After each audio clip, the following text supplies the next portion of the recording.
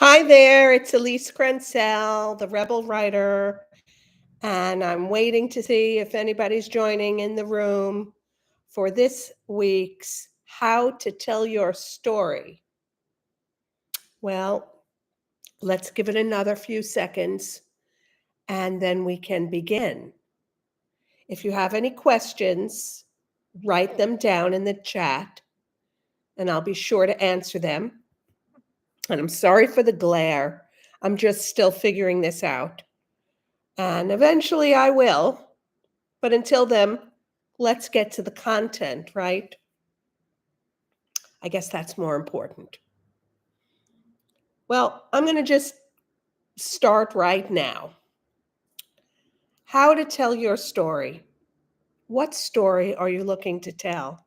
Whether it's in your business or whether you're writing a book. The story really has to do with getting to the main dramatic question, the MDQ. This can be the same for a bio. This can be for a press release on a new product. This can be for a book. The MDQ is going to make or break your story, the main dramatic event. Let me give you some examples. I've written them down here, and I want to read a few. So if we take the book To Kill a Mockingbird, the 1960 bestseller by Harper Lee, the MDQ was, will Atticus Finch be able to defend Tom Robinson, an African-American man wrongly accused of raping a white woman in a racially charged trial? What you want to do is find out the answers to these questions. The Matrix, 1999. Will Neo, the chosen one, be able to free humanity from the simulated reality of the Matrix? So in essence, the MDQ is one line. People try to overthink. Well, they don't try, they really do overthink. And they'll create all kinds of blockages to get to the main question. And that main question will answer what your plot is, what your theme is, or in the case, let's say, of an executive bio, what your focus is. Are you focusing on an attribute of yourself, a vision, or a management style, or are you focusing on the actual products that you produce or services that you produce? Here are a few more.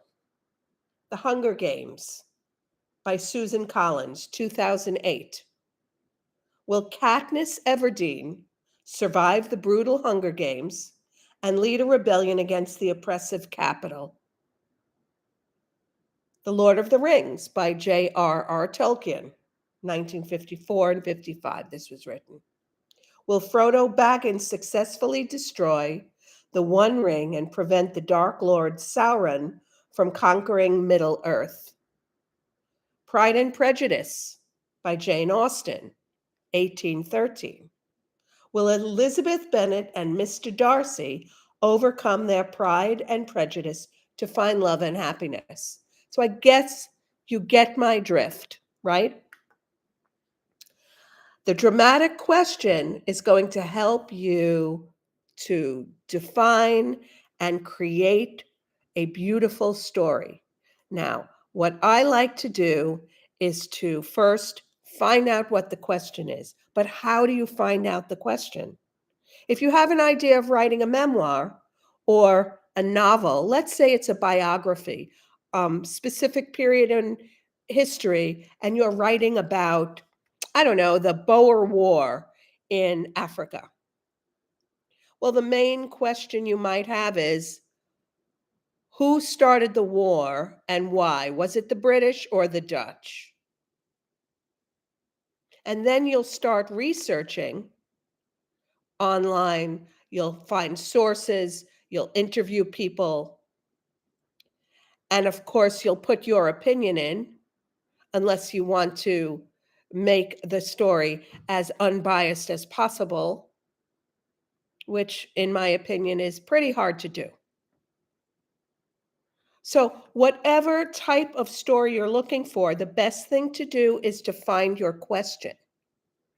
If you would like to know more and how to do this, I offer coaching and courses, and you can find the information below or above at ek@elisecrensell.com. Thank you, and see you again.